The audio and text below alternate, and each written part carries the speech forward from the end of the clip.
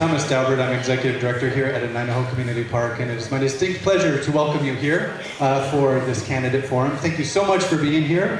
Thank you so much for participating in our democracy here and learning about our candidates. And on behalf of myself and Nanaho, thank you, candidates, for the time and energy that you're putting into this evening. It is much appreciated. Nanaho was designed to be a gathering place for our community, and here we are, gathering for yet another wonderful experience here in our community. So thank you for being here. Thank you for your love and support of Nanaho. If there's anything that I could speak with you about to share some more information about our programs and activities, I'd be happy to do so. We have a station in the back there. You've seen some great continued growth here with our playground. I promise you it's en route and on its way to becoming a reality. There were some delays of building, but will be another opportunity for volunteer support to help make that happen and be a reality in the middle of November. So please watch our Facebook and our email system, and if you're interested in helping us get the playground built and get it done, we welcome your generosity and we appreciate that. A couple of just very quick things. Tomorrow night is our usual Pauhana Fridays, so we enjoy live music and drink specials and some great fellowship here in Nanaho every Friday evening. Saturday night is our free family film showing an animated Halloween film of Paranorman. So hopefully many of you will gather here with your young people for part of Bill Porter's dream, which was to create a movie theater here at Nanaho. So that'll be Saturday evening. And of course, every last Saturday is Kilauea Night Market at Nanaho. So there's my plug. Bless you. Thank you for being here. And with that, I'm going to turn it over to Jesse, who will talk about the format for this. Oh, no, I'm sorry. Excuse me, before that, it is my distinct honor to welcome Manulele Clark, who will present an Oli to open this ceremony. So thank you for being here, and bless you, Manulele, for being here.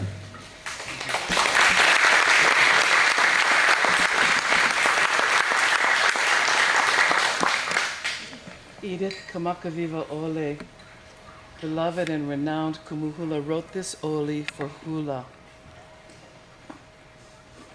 Ehomai means to call upon, and she reaches into the unseen world for our hula dancers, to Aumakua, our personal gods, Nakupuna, our ancestors, Kiakua Ola, the creator of all things, Yesu Christi, whoever your unseen spirit guide is, we call upon to bless us with knowledge, wisdom, and discernment. So as we dance this hula with our council candidates, and as we plant our feet into the Aina o Kauai, may we lift our heads, our hearts, and our arms into the unseen, to your spirit guides, so that we can perform with excellence and to the best of our ability. E ho mai kai ke mai luna mai e o nā mea una no e au o nā mele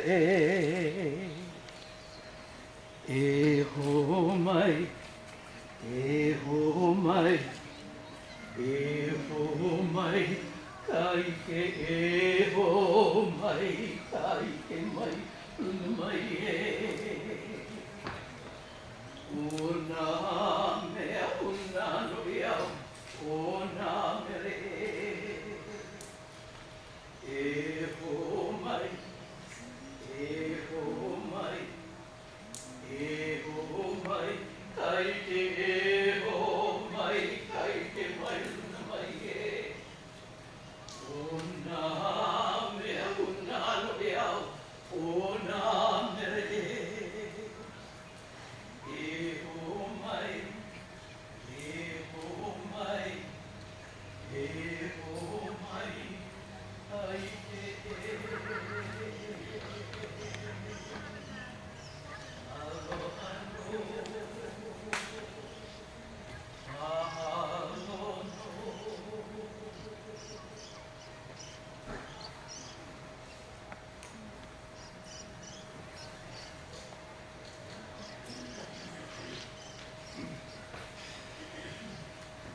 Thank you very much, Mary. That was beautiful. And with that, Jesse, we'll turn it over to you. Thank you.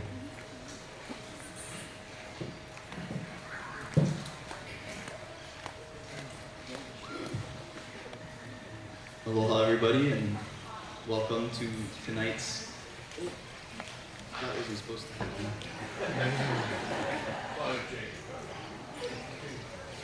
Yep. Yep. How do we get to where we are today? Welcome to tonight's County Council Forum, focusing specifically on climate change. I wanted to thank the candidates for taking time to speak with us all tonight. I imagine that it is a busy time of year for you all. I wanted to also thank you all, the community, for being here, participating in the conversation, being part of the civic process, and helping to determine the future governance of Kauai. I also wanted to thank the amazing community organizations that helped to make tonight's event a reality. The Community Coalition of Kauai, the Nainaho, the Pavilion at Nainaho, the Rotary Club of Hanalei Bay, the Kilauea Neighborhood Association, the Princeville Neighborhood Association, the Hanalei Taha'aina Community Association, and the Kauai North Shore Community Foundation. On their behalf, we thank you all for being here tonight.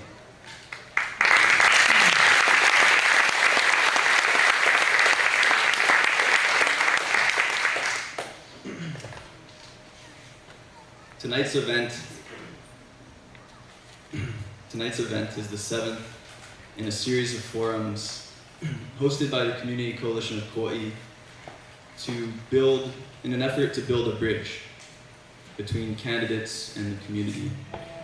And in the conversations that happen at these forums, to help us all develop a deeper understanding of the issues that face Kauai today and how we can all work together to solve them. I wanted to start by introducing the candidates with us here tonight. I'm going to list them off and then we can all apply at the end. We have Mason Chalk, Felicia Cowden, Norma Dr. Sparks, Luke Evslin, Adam Reversi, Milo Spint, and Juno Anapala.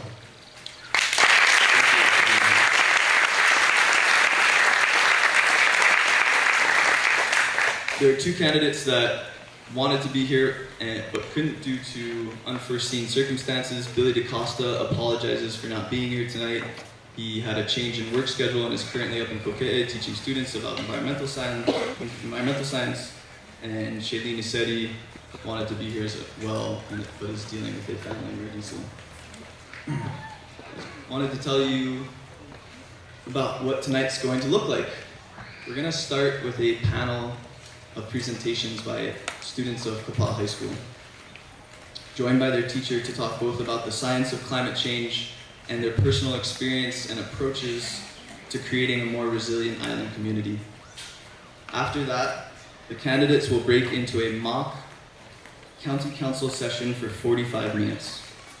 During this time, they will deliberate a real-life issue on climate change that will likely come before them during their tenure on the council. We hope that candidates will come to a vote on the top 3 priorities they have for addressing climate change on Kauai.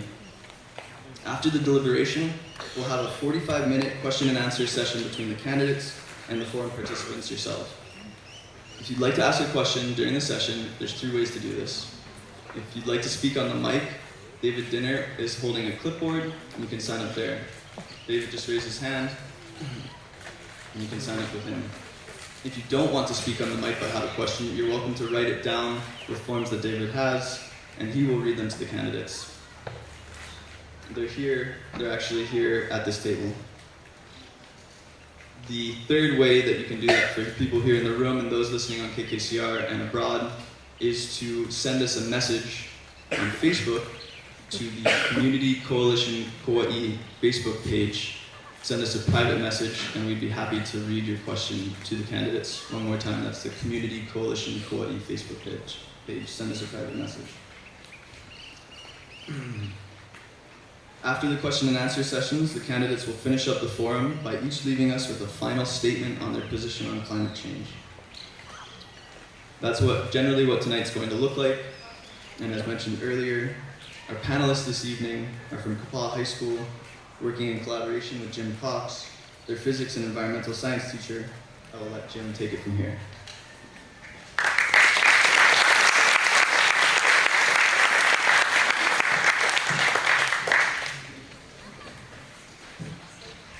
Aloha, everyone. Thank you for being here, and thank you for having us here to speak with you. Thank you for this opportunity. I'd like to start off by saying that I'm here with my 3 colleagues here from Kapaa High School. People say that they're my students, but you're missing the point that we teach each other. So we're 4 students up here, and we're colleagues in this journey. Washington, Chidin Tavares, and Leilana Long.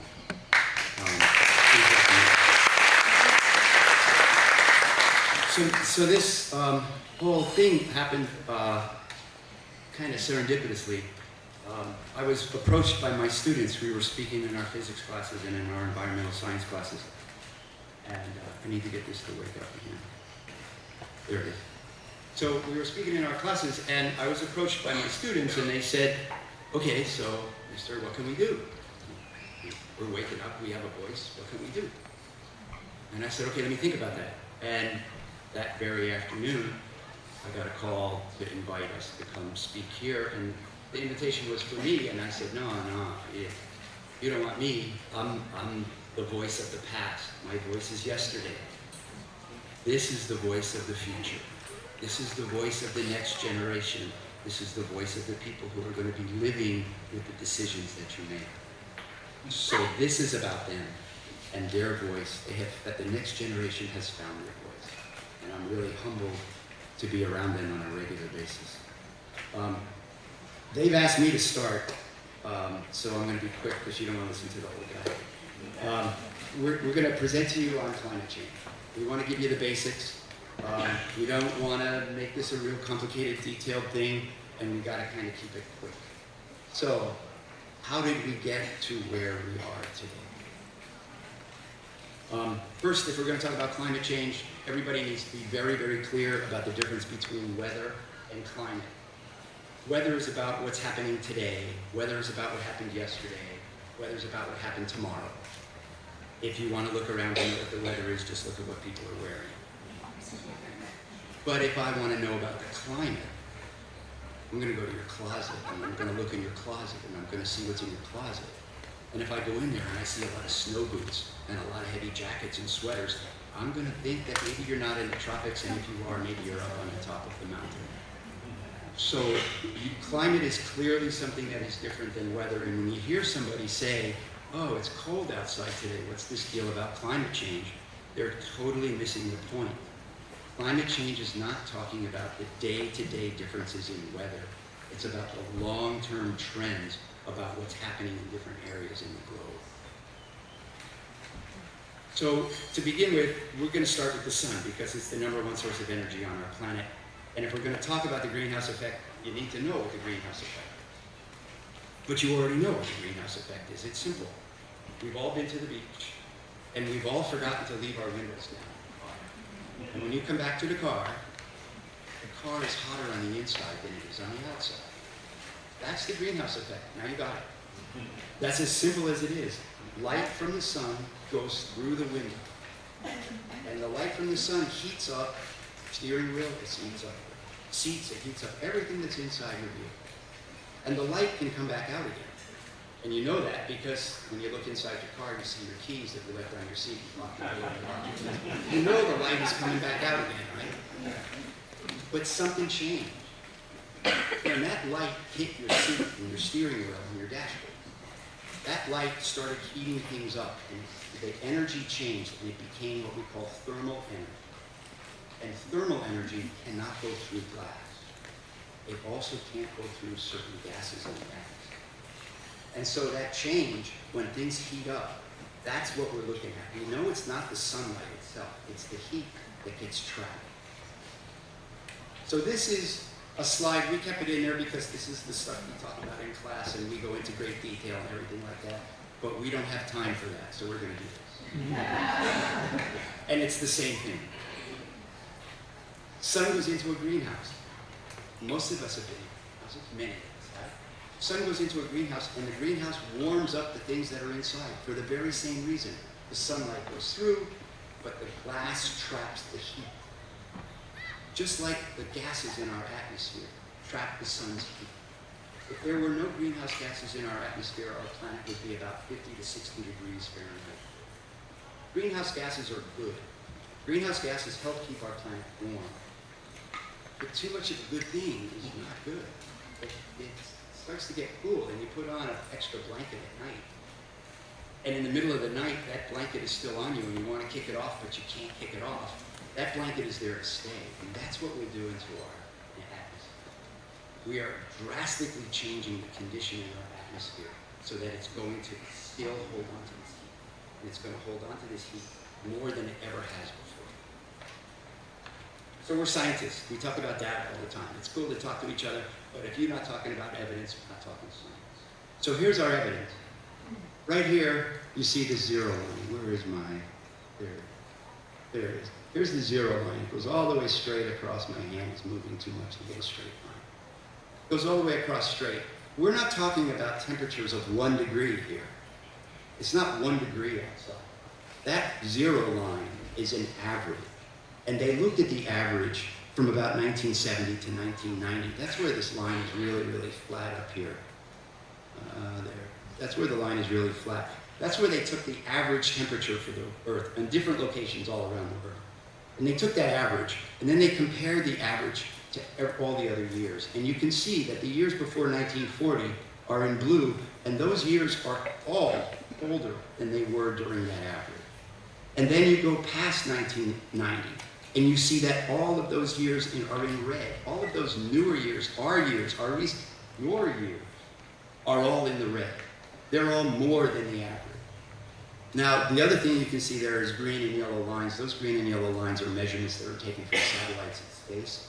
That's why there's no green and yellow lines over here in 1900, because we didn't have our satellites. So that's what this graph is telling us. The evidence is clear. The planet is warming up. And it's not warming up just a little. That 1 degree temperature difference that you see over there, how much would you be concerned if your child had a fever that was 1 degree higher than it should? Our Earth has a fever, and we're paying attention to it. So this is another thing. The same thing. All of these years here, and when 2018 gets put on here, it's going to be in the top 2 or 3. All of the years that you guys have been alive, most of those years are up here. There's only one from my century, and that's 1998. And at the time 1998 happened, it was a drastically warm year because it was an El Nino year. It was very, very warm compared to everything that had been before because it was El Nino year. But the changes that we're seeing in our atmosphere right now, the changes we're seeing in our planet, they're measurable and they're significant. And so I'm going to pass this over to Talia, and Talia's going to take us back to chemistry class. And Talia's going to talk to us about the chemistry of carbon. And please bear with her. She's just suffering or recovering from her ACL surgery. It was only 2 weeks ago. And she still came here to do it.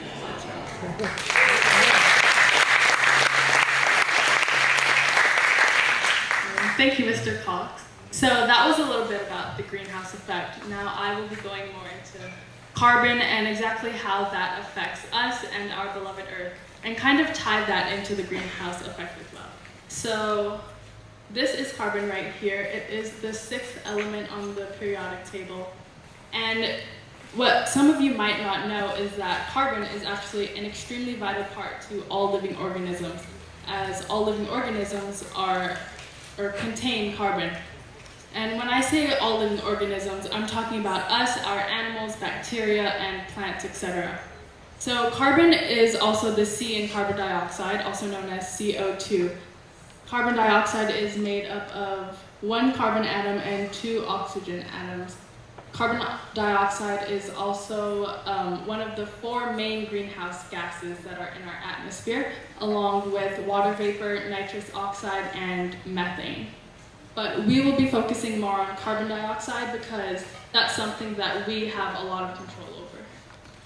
So now that you know a little bit about carbon, I'll talk about the carbon cycles. So there are really two carbon cycles. There's the short-term cycle and there's the long-term cycle. The short-term cycle is something that happens every single day all over the world. It's a very natural cycle. And that is where these plants right here take carbon dioxide out of the atmosphere, and they take water as well. And they use the sun's energy to convert that into oxygen and sugars. So the carbon dioxide that was once in the atmosphere is now stored in the plants as carbon. And this carbon is released back into the atmosphere through two ways. So one way is these consumers right here eat the plant, and the carbon that was in the plant is now in the consumer, and we use cellular respiration, or we breathe. So we're breathing carbon dioxide back up. And the other way is these plants die, and decomposers break down the plant material, and the carbon that was in the plant is now released back into the atmosphere as carbon dioxide. So that was the short-term cycle. Now I'll go into the long-term cycle, but before I go into the long-term cycle, you need to know what fossil fuels are. And fossil fuels actually have nothing to do with dinosaurs. A lot of people like to think that, but they are actually oil, coal, and natural gas. So those are like what fossil fuels are. So this is the long-term cycle now. So hundreds of millions of years ago, there were these plants. There were these big land plants and these tiny, small, microscopic ocean plants known as phytoplankton. So these plants did the same thing. They took carbon dioxide out of the atmosphere, and they held them as carbon inside of their bodies. These plants then died and fell on top of each other and just kept layering each other and buried each other underneath the Earth's surface. And so they took a large amount of carbon dioxide, and now they are storing that carbon dioxide as carbon underneath the Earth's surface. So they kind of took the carbon dioxide and put it in a little container, and now that carbon dioxide is no longer in the atmosphere. Until about 100 years ago, when we started burning these fossil fuels and releasing this carbon dioxide back into the atmosphere. So here's a little diagram that is depicting the carbon dioxide levels over a number of years. Here is the carbon dioxide levels in parts per million, and are the years. So here's 0, and that represents 1950, and it's going back to about 400,000 years ago. So here you can see on this graph that it goes up and down until you reach about over here, about where 0 is, and it goes straight up. You can see this line right here, which is at 300 parts per million. So none of these have crossed that line. And these lines going up and down, that's just the short-term cycle, the natural cycle that Earth goes through every single day. Right here is where we came in. You can see that something very big is happening, and that was us burning these fossil fuels.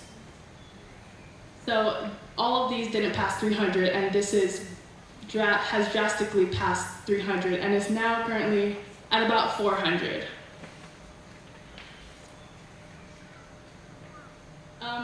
So how do we know exactly what the carbon dioxide concentrations were 400,000 years ago? Well, we can take a look at the ice. So the ice in Antarctica dates back to about millions of years ago. But we have drilled into the ice and have taken these ice cores, which contain tiny air bubbles, and in those air bubbles is the atmosphere from 400,000 years ago, and so on. And in the atmosphere, we can see the gas concentrations from Earth's atmosphere.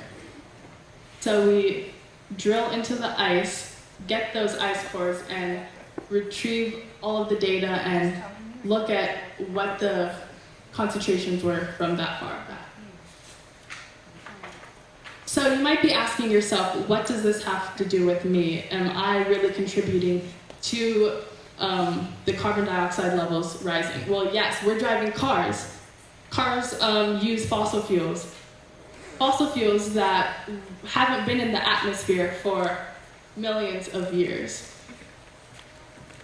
Some other effects of carbon dioxide on Earth's ecosystems. The sea levels are rising, glaciers are melting, ecological niches are being disrupted, all by carbon dioxide. Now that you know a little bit about carbon dioxide, Shaylin, right here, will go into our atmosphere.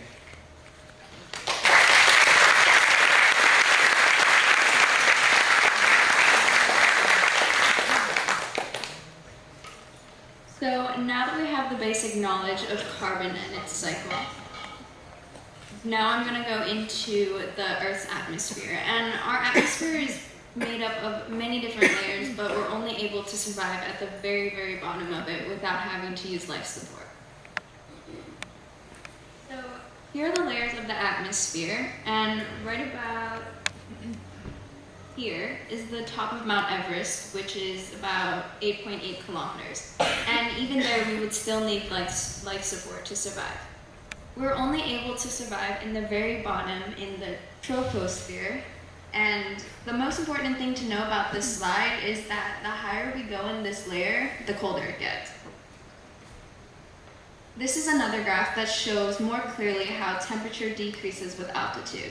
If you're driving up to Kauai, you notice the difference in temperature the higher you go. So it makes sense that it gets colder as you go up. The water cycle starts with water from the ocean heating up, evaporating up into the air, and as it gets higher, it cools, then turns back into water droplets and hits the earth as rain or snow. So how does the water cycle relate to Hawaii? Our Polynesian ancestors knew to look for islands with high mountains instead of flat land. And this is because mountains create weather. Each island has a windward and a leeward side, and for us, that would be Hanalei and Keikoha. As the water evaporates, the wind pushes it and gets to the mountain, it goes up, and as we know, the higher you go, the colder it gets. So, as the water goes up, it cools, and all that buildup turns into rain onto the windward side of the island before it can reach the leeward. So,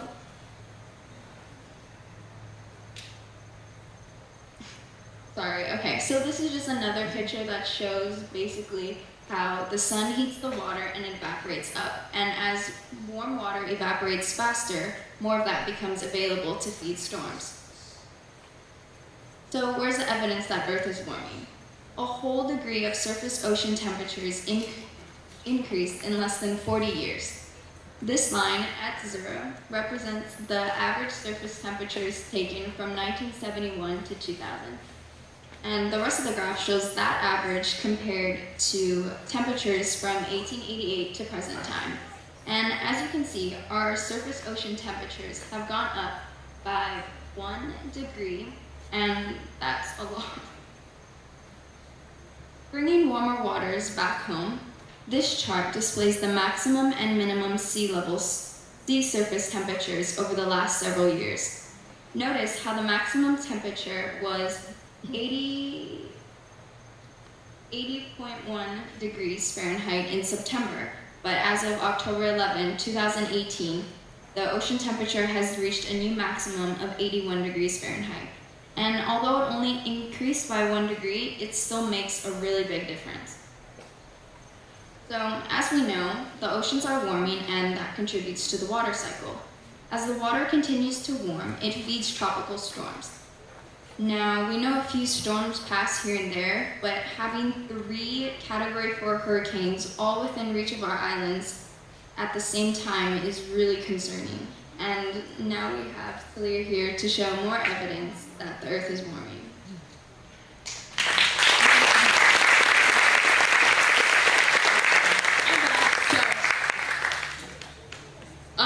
So, like I said in the previous slides that I was talking about, evidence that the Earth is warming is the ice is melting. In areas where you would expect to find glaciers and land ice as well as sea ice. And we can tell that, and you know that when ice warms up, it starts to melt and the mass becomes thinner. So it covers less area. So the Antarctic melt rate has tripled in the last 25 years, with ice loss speeding up. Previous sea level rise projections may be too low. Scientific American, June 2018.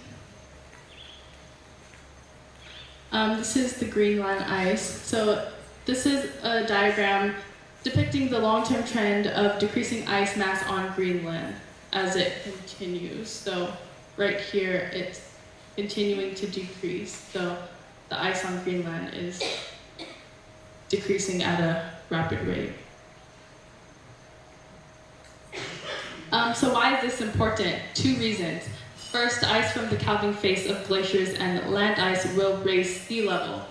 Second, ice reflects a lot of solar heat back into the atmosphere, known as the albedo effect, and uncovered ocean absorbs solar heat. So where is all this water going? Sea level has been rising over the past century. So this is just another diagram from 1880 to about 2000. And this is just the sea level and how it is rising.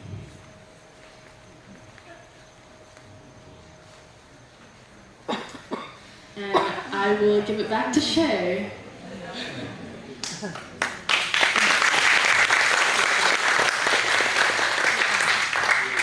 There we go. Okay, so why should we care if we live on Kauai? If there's more water available for storms, what might that mean for our islands? So what would rising sea levels mean to Ha'ena? The yellow line shows the current, the green line shows the current place where the water has risen to, and the yellow line here shows where the sea level would be if it rose only a half a foot. And a half a foot is about this much. And if the water continues to rise, the red line shows the water rise from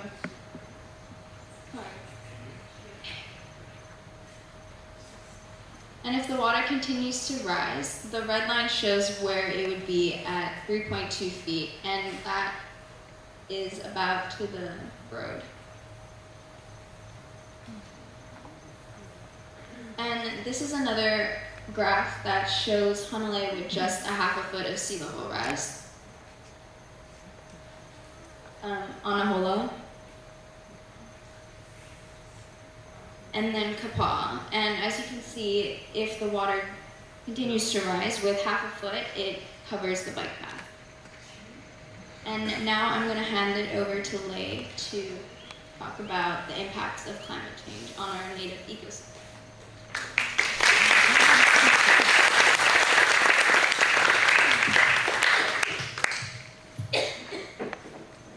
Alright, hi everybody.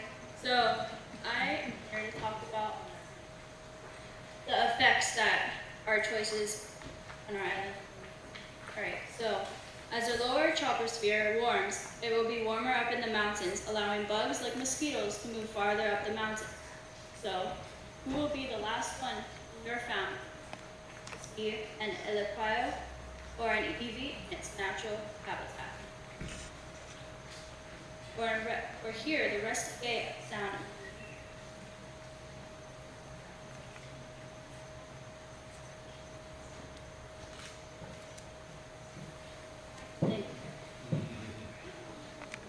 Alright, I took part of this presentation because I grew up on a farm. Those of you that know me and my family, we work hard, and they have always taught me to know where your food comes from and have a relationship with their food instead of going to the supermarket and buying plastic products and just things in containers where you don't know where that came from. How would you know? So I've seen the importance and values of knowing where your food comes from. my ancestors, my Hawaiian ancestors, they had it down to the T, where everything worked together from Malka to Makai. Everything had a purpose, and you could have everything in the Ahupua'a. It had everything you could possibly need, and now we have an Ahupua'a Costco. We are so disconnected to our land. We cannot continue to rely on the barges for our supplies. If storms keep on coming, where will we get our food? We need to be self-sustaining island.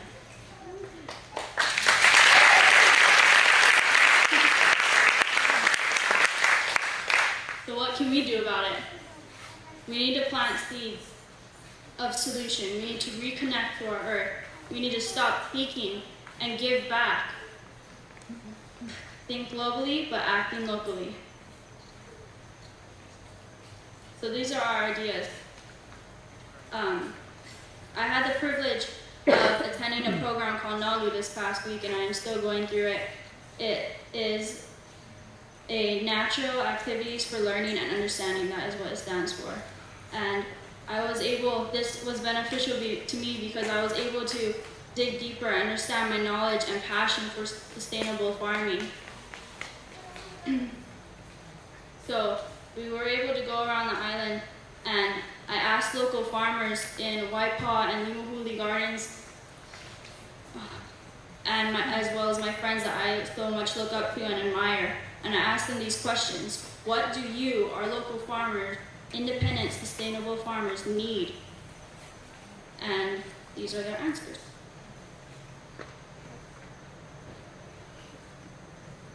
So, first one was water distribution, the quality and quantity of our water. The second one was land access. One of my friends has a farm all the way up Malka, and it's hard for him to get food, his property to be able to farm. So how can we make it easier for our local farmers to be able to be successful? If you live in Omaha and have a farm in Kapaa and live Lihui, it won't work. The third one was farmers need training. They are asking for training in the business end of farming. So how can they get financial education, learn about money management, and if there are any available tax write-offs, and how can they come about them so that it'll be one less thing that they have to worry about.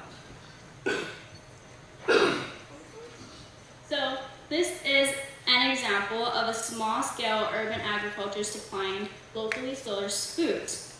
Local businesses, just like the one I work at, Kalalea Juice Hale, I've been there for 3 years, and we have a garden where most of our ingredients, our products that we have go into our products. So we make our own oat milk, mac nut, coconut milk, and so much more. This juice bar is a similar example to my business that I plan on opening in my future.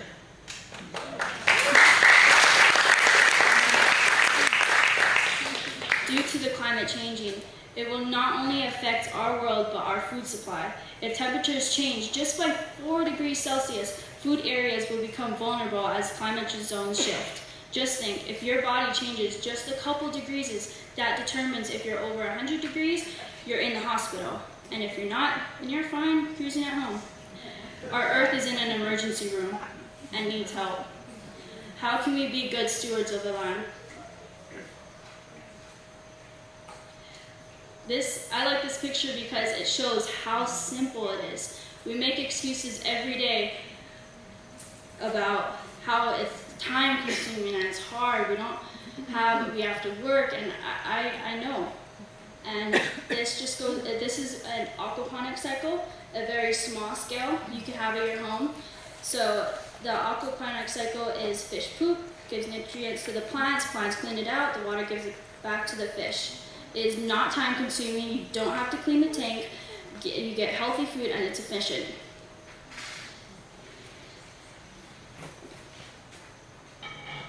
Alright, another idea was, how do we rebuild?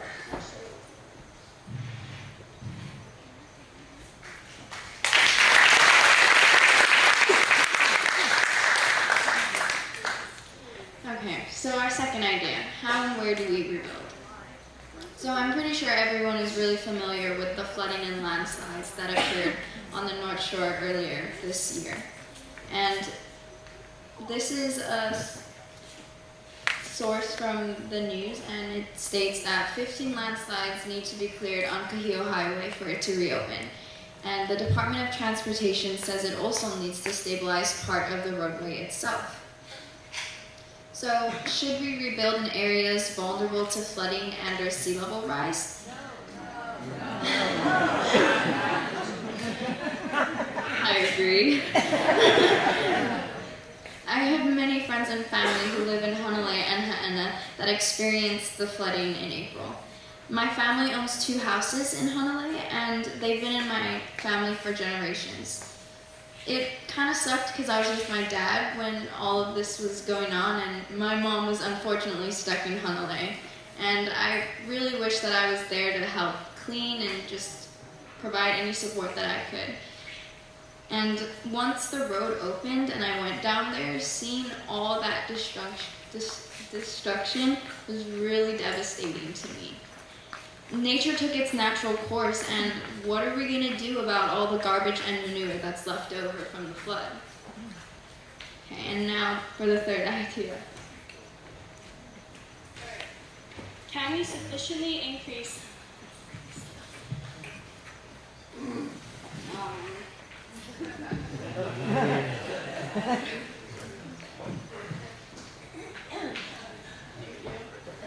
Can we sufficiently increase the availability of electric car charging stations? If you build it, then they will come. What if we make it available or free for alternative energy vehicles, just like how Oahu is doing it? Our fourth idea was environmental education. So we got 2 different kinds of education, financial for farmers, and then just for everybody to know about these problems, exactly what we are speaking to you about today. So educating the community, our homes, our children, create workshops to learn and get educated about the environment and what we can do to save it. Studies show that only 13% of Americans are aware of climate change. That percentage needs to change. We need to think globally but act locally. Every person that you encounter, you give them hope and inspiration to make a change.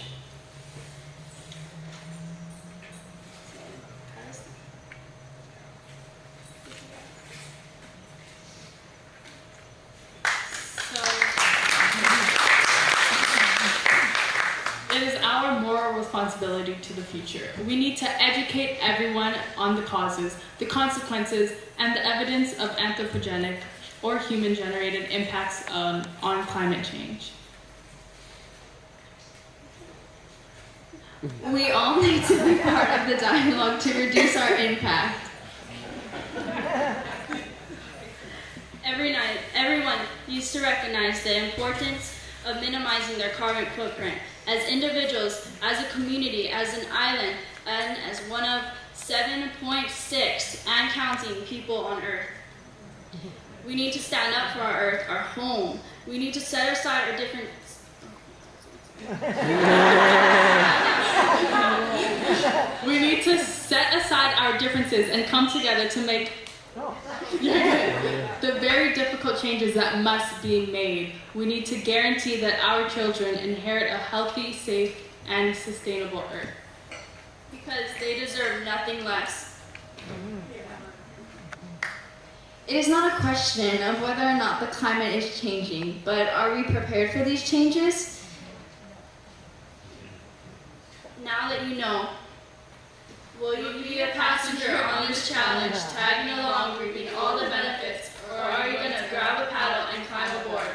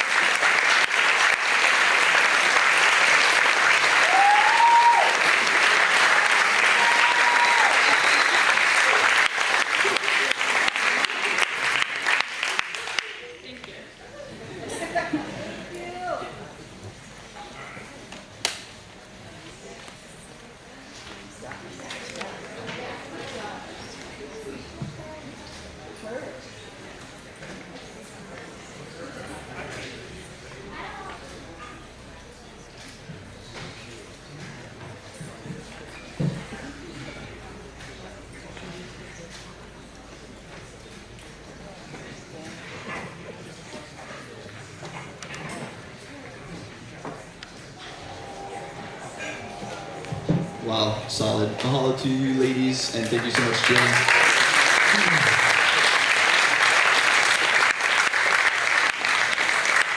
That was amazing. I really appreciate learning more. I think it's really interesting how the presentation started with that global kind of planetary scale systems and zoomed into our local island community. Now, for the next part of our evening, I'm going to hand it over to Diane and to the candidates, and we'll start with our mock county council session.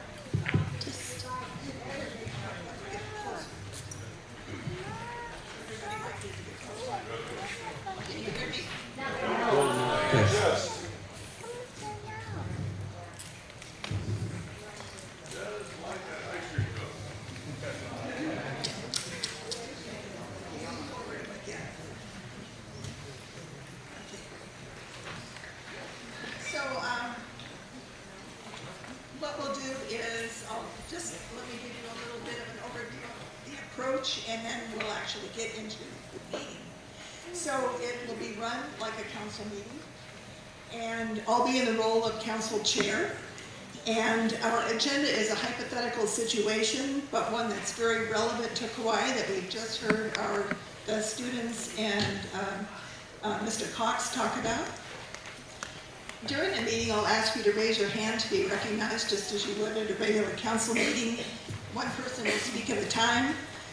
I'll ask you to listen to and respect one another so that you're not speaking over each other, and give others an opportunity to speak too. So be succinct to make your point.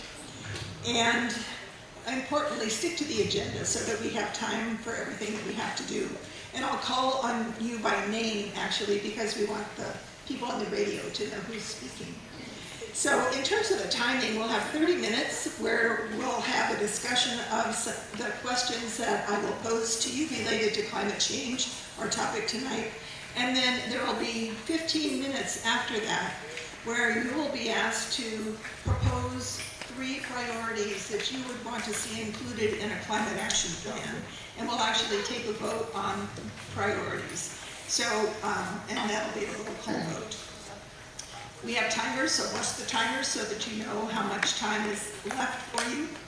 And at the conclusion of that, we'll have public questions, and you'll each have an opportunity to answer one question, and then the next question will be handed off to the next candidate. And we'll go around until the time is up, and there's a wrap-up question for you at the very end. So that's our format. So I'd like to call this council meeting to order, and appreciate that all of our candidates are here tonight. And let me tell you what our agenda is for tonight. We have 30 minutes for this agenda. And there are 2 questions that you will be asked to address during this meeting, and here they go.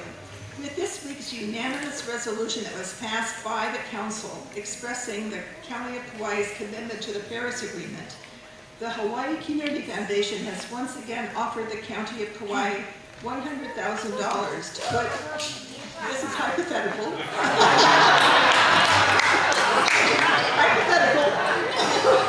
has offered $100,000 to put together a climate change action plan.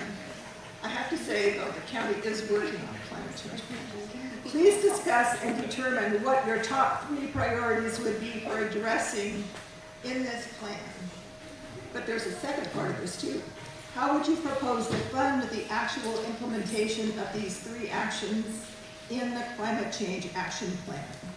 So, council candidates, let me open it up to you and see how you would address these questions related to climate change. And I'll start with candidate Sparks. Thank you. I really want to thank the presenters today, or this evening, because they were just excellent and they gave us a lot of information about what we should know. And I agree with them that I actually come from the past and we need to look at the future. So with the $100,000 offer, the first thing that I would want to do is I want to accept it. I want to accept the money so that we can actually have it.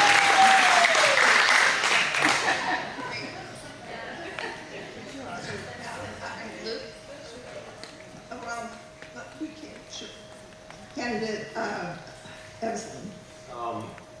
I agree, let's accept the money, it's a great idea. I'm super excited to have this conversation. I think this is the first forum on climate change ever. So thank you everybody for coming. Climate change is something that I have been passionate about for a long time, especially policy related to mitigating carbon emissions. Just to maybe help set a framework for the discussion tonight. Just want to say that the purpose of a climate action plan is to identify priorities for Kauai. Right? The climate action plan looks at our current emissions, where they're coming from, and it looks at best practices in reducing those, but it looks at sort of the specific context for Kauai. And it also, a good climate action plan would identify funding sources.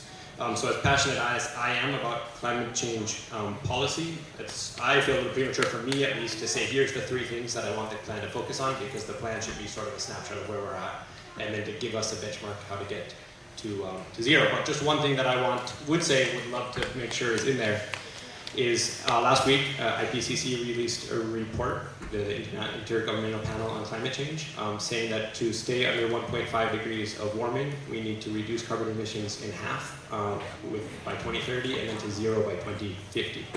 So I just think for the framing of the report, it's necessary to have that as our goal and our baseline, and have the report say this is the pathway to get there. And I'm excited to dive more into the policy with you all.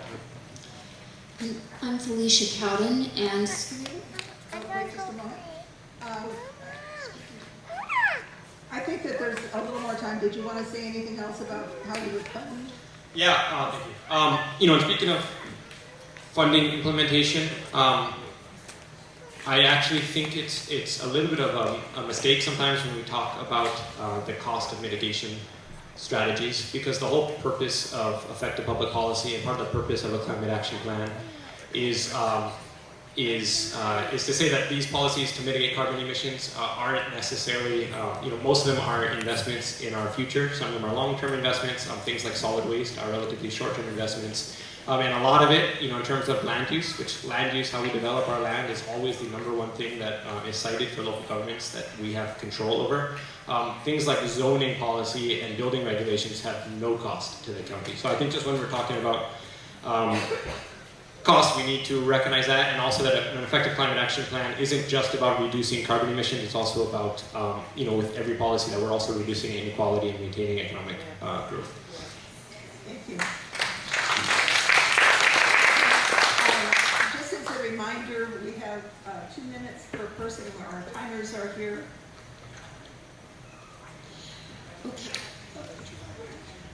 okay. All right. So I'm Felicia Cowden, and then what I think is really exciting about solving this problem is what's good in the effect of climate change is a good policy anyway, with or without it.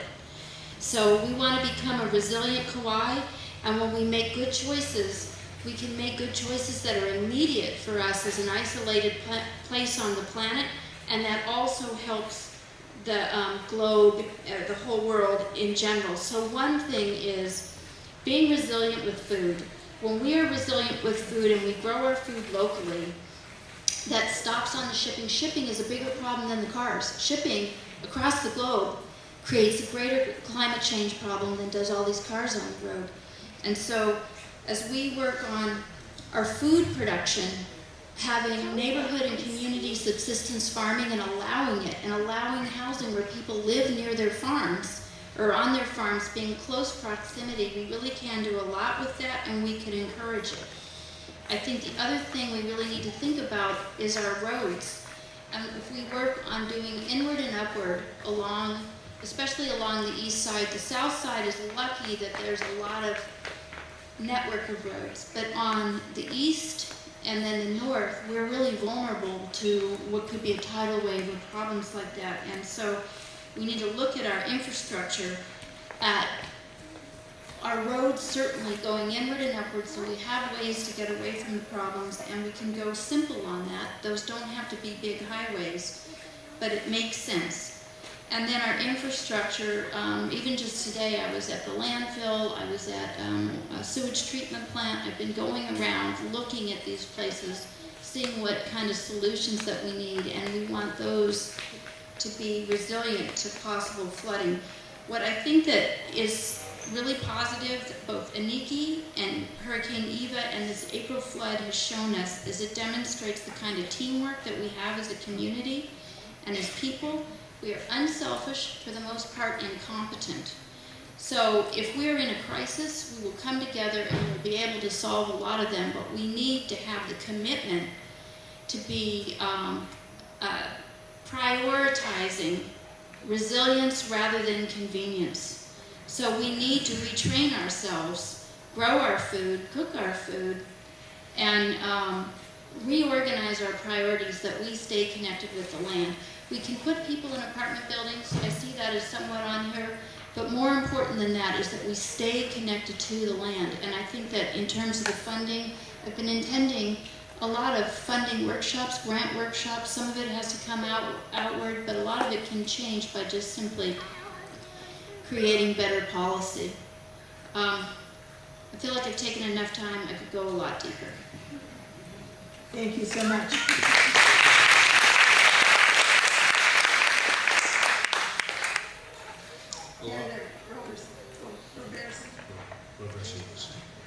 Hello everyone, my name is Adam Roversi.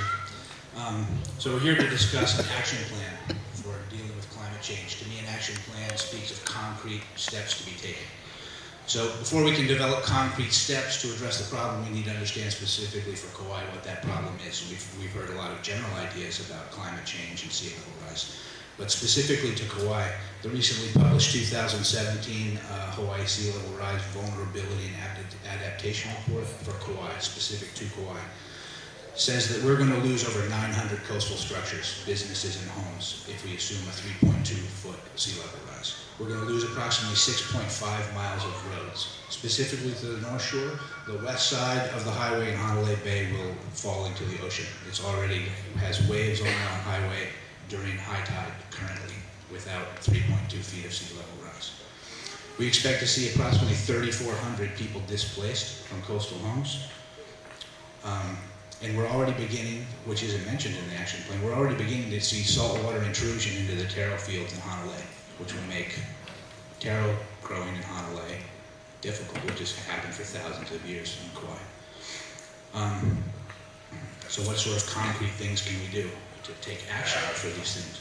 So one thing that we already have in our toolkit, when we think about anything that we're going to do in the coastal environment to control development, to stop houses from being rebuilt if they're damaged, like in the flood here, we're going to come up against a battle between the county's authority and public and private property rights. If we tell $1 million homeowner that they can't build their house, we're going to have to be prepared to be sued by the homeowner, who is going to want the county to pay for their $5 billion property that they can no longer build on. To deal with that in the future, we have a tool in our toolbox already. The Coastal Zone Management Act, which is federal legislation. It's in the state law under Chapter 205, and it's implemented by the state in our special management area rules. So all of the coastal areas in our island are within the special management area. Most of the time when somebody comes for a building permit, they check the right boxes and we more or less have to give it to them. But the special management area rules are special. They allow us a great deal of discretion to impose restrictions and regulations that are not simply a bunch of checklists. We can impose requirements that if the shoreline encroaches on a building, it has to be removed. We can impose special requirements outside of the building code on how it can be built. So I think we need to look at our special management area, our existing special management area rules and regulations to incorporate what this vulnerability assessment has already told us is going to happen. So that when anything is happening in the shoreline area, the planning department, the building department, they're forced to address it in the way that these rules are specifically set up.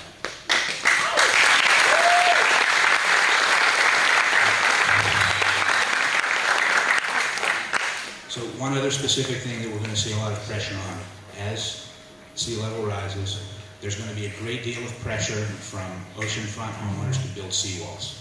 Seawalls, sandbags, anything that they can do to armor the coast in front of their house to protect their very expensive homes. Currently under state law, seawalls, the beach belongs to the state. The inland, above the high water mark, the vegetation line is the county. So there's a combination of permits required for a seawall. Technically, seawalls are illegal, but you can get a variance for a seawall if you can say you're in a state of emergency. And there are rules within the shoreline setback, county shoreline setback ordinance that operate hand in hand with the state about when that shoreline armoring can take place and can't take place. And we get to define what an emergency is. And we should define slow sea level rise and erosion of coastal areas as a non-emergency for purposes of this shoreline armoring. So when we allow the shoreline to be armored, our public beaches disappear. Our public beaches rely on the rejuvenation of sand that comes from the coastal dune. And if a seawall is put up, that sand material from the coastal dune can no longer go back into the beach. We will slowly lose our beaches on Kauai. And I mentioned that the highway in the west of Honolulu will disappear. The beach has already disappeared because we've piled rocks up along the road, and the soil, the naturally occurring sand can't rejuvenate that beach anymore. So there's no longer a beach in the west of Honolulu. And those of you who've been here 15, 20 years, you remember when you could walk all the way to Waikokos on the beach in Honolulu. You can't do that anymore. Thank you.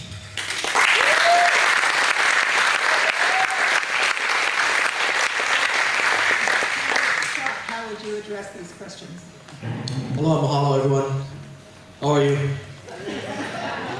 And thank you for the presenters tonight for their mana'o. I think it's refreshing to have a younger generation come and represent, the issues that really are going to be theirs because they've inherited them. I guess I'll take a little bit of a different approach just because you'll probably be hearing a lot of the same things that the candidates have spoken to, because I agree with all of them. I will say that, the county has had a climate action initiative. They built a plan in 2013, and it was supposedly ended in 2016. The approach was that the county would be the example, be the role model, and look at our county functions, our operations, and do some changes there. And I have to say they've been diligently doing those things, thanks to people like Diane Zachary, KPA, in the past to see these initiatives through. I want to just mention that there are 8 areas that plan focused on. The first is to save energy. And I think that we have KIUC who's done a fairly good job. They are also working diligently at trying to do that for us. The second is drive less and drive clean.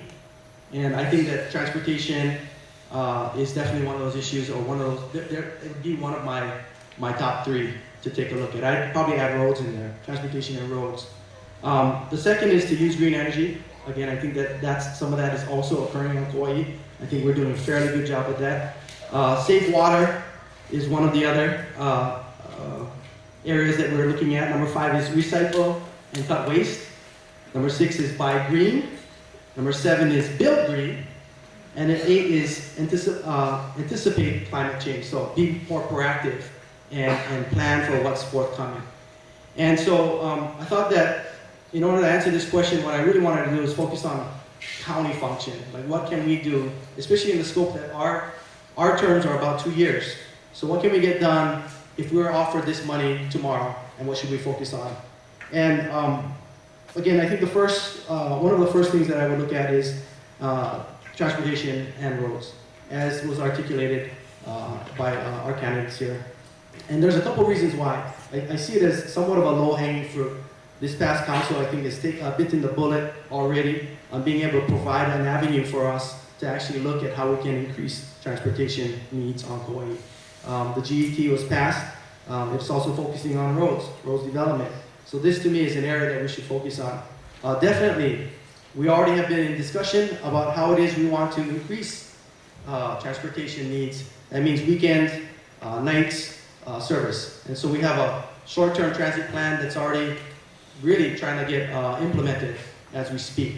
So I think that as it relates to planning, as it relates to where we need to be in the future, if fossil fuels is such a big issue, then we need to get more people out of cars. And transportation is certainly one of those ways and mechanisms we can do so. I think it might help the headache that you folks are in on a daily basis as well. The roads, as was mentioned though, I'm really afraid of the roads, and I think that what needs to be also added to and given some effort on in terms of funding from the GT is looking at this intergovernmental discussion, because we know that the state roads are really what we're talking about when it comes not only to traffic, but to about the inundation, about what will be underwater, all right, 3.5 or 3.2 feet. So along those lines, how are we going to build roads if it's 3.2 billion and we get 600 million every year? I mean, 6 million a year. We will never get to that. We can never even, at least I can dream that we might be able to go inland with our roads, but right now that's not feasible. So we need to work, and we have it. We started discussions, but the only way we're going to succeed is that if it is a part of the plan and we start to bring all the different agencies together to figure out how it is we're going to build over some of these areas. Because as the Hawaii sea level rise vulnerability and adaptation report says, Kauai, if you look at the statistics, has most of the inundation zones comparatively to the landmass that the other islands have. And it's probably because we're an older island. So how do we continue to fund those needs? I believe that if we need to, there are a lot of other avenues to look at. Certainly, we have not yet even looked at tolls for non-local residents' cars on this island. And that's something that we need to look at. That's a difficult task because most of the roads, of course, are state, but I think that's something we need to discuss. All right? The ones that are impacting the roads the most are our vehicles, and therefore vehicle weight tax, which is something that the county collects on, as well as the fuel tax, which is something the county can collect on, are things that we need to discuss if we're to get serious about looking at alternative measures. Okay, that's number one. I'll be quick. Okay, I'll be quick. So number two, which is really dear to my heart, and I'll just maybe get to that one, is really, I believe the watershed, our water is probably the most important thing in the universe for us to continue to live on a small island.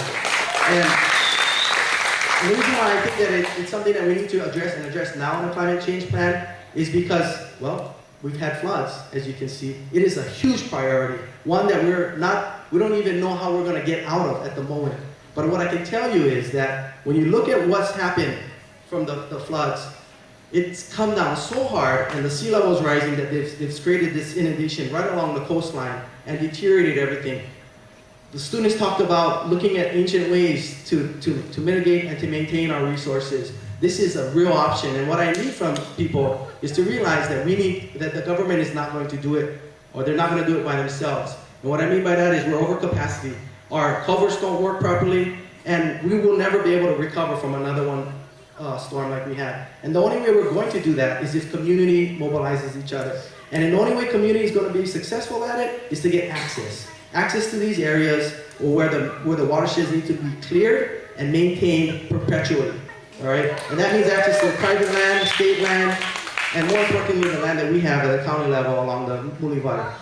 So from Mauka to Makai, what I believe is important here is that we need to get a hydrologist on board to really map out what the needs are and how it is we're going to plan for the future. We need access from our state, and we need access from the Army Corps of Engineers to allow us. And you know what? Maybe that Lo'i system that once worked, that diverted water and back into the streams as it did effectively, is what is missing, and it would also answer part of Felicia's concern. There's one more, and I'll just say that it's waste management, and that's it.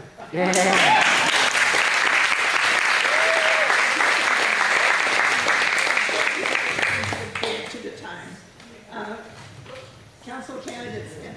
Aloha, good evening. My name is Milo Spin. The difficult part about being last is that they cover everything already. So this time, Juno gets that pleasure. And there's a lot of great things. I've stated this at other meetings.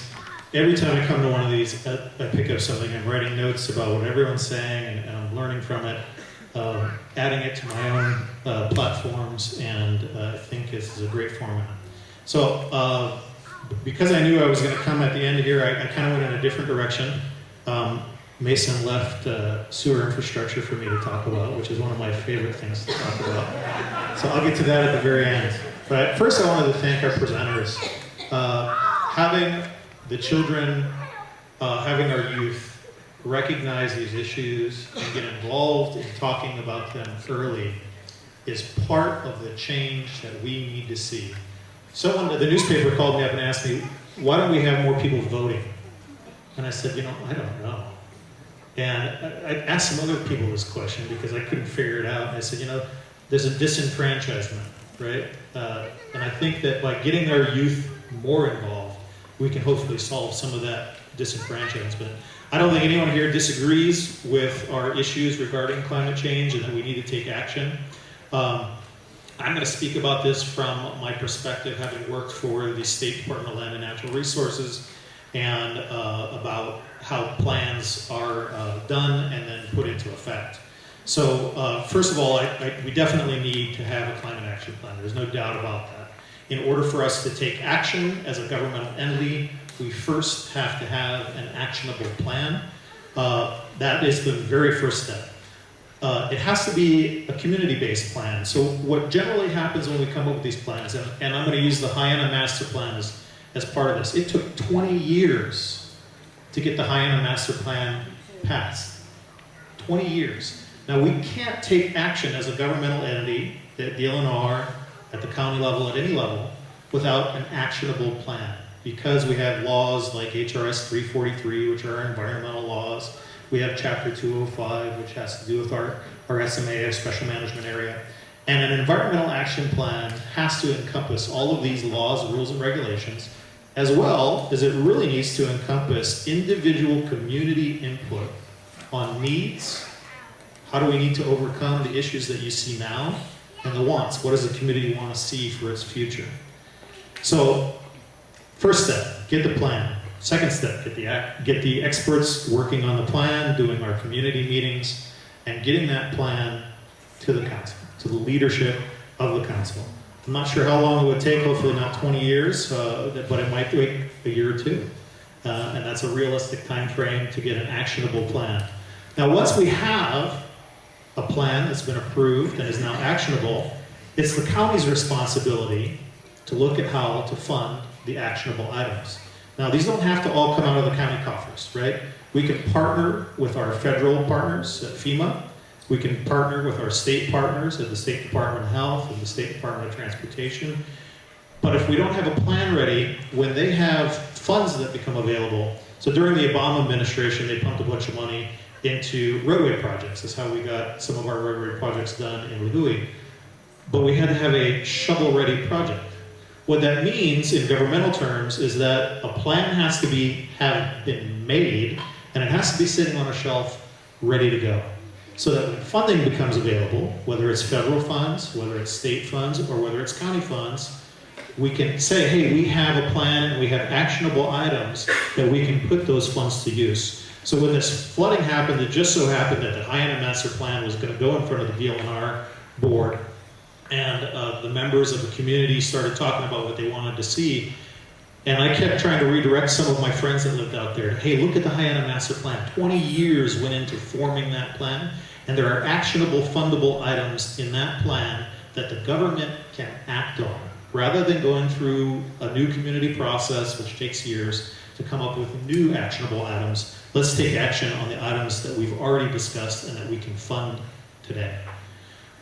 So it's the county's responsibility to look at that. It's the county's responsibility to look at how we can partner with other governmental entities as well as NGOs, non-governmental organizations, both nonprofit and for-profit, Some of the concerns have been addressed by a number of the members up here are our roads. I'm going to ask you. I'll wind it down here and come to my conclusion. There are three primary methods of dealing with climate adaptation in areas vulnerable to flooding. Accommodation, which is the modification of existing structures, we raise them up. It's the easiest and it meets with the least resistance from the members of the community because they still get to enjoy their private property rights. Protection is something that Adam Ragosi talked about a little bit. That's the hardening of shorelines and stream banks. It should be an absolute last resort because it does have negative impacts on neighboring properties, which also there are some legal ramifications. If you cause erosion on a neighboring property, that's also a problem. Managed retreat is, I think, what most of us want to talk about here tonight. And managed retreat has to do with the relocations of roads and structures. That is something that we can look at from a planning perspective in the long range. Where are we going to relocate our highways? Where we need to relocate those Malka? Where do we relocate our businesses? And how do we plan our land use so that we move out of those areas prone to climate-related issues? Thank you. Oh, she just said I forgot to talk about sewers. I'll come back to that. Well, Council Candidate Apollo. Thank you, Chair Diane. Juno Anapala, finally found my voice. I'm very glad to be here with everybody, as well as my colleagues here. And check it out, we have 7 candidates on this stage tonight.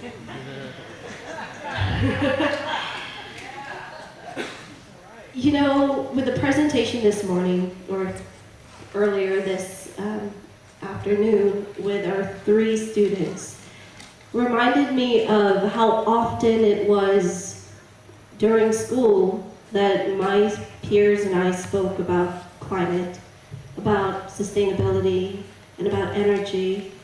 And I just love the environment of learning. And it's great that we get to highlight our youth today who will be living through a lot of the changes, and I'm there with them. And my fellow candidates, of course, had some wonderful ideas that I do agree with. Majority of you have a lot more experience than I do, and I respect that, I really do. However, I do think the valuable knowledge that I bring to the table is the concerns that I now go through. High cost of living on the island of Kauai, unaffordable homes, low wages. What are we going to do with our food sustainability, which is one of our students' main priorities, and it was also mentioned earlier. So I would like to keep in the top of my mind a methodology while we're solving the issues together here, because we are working as a team. And it's what I learned from my teachers. It's called reduce, reuse, and recycle. And when we think of that methodology, I think we can apply it to almost everything that we do. I would like to see in the near future this climate action plan, because it does set a precedence for all of us to be united with the whole world.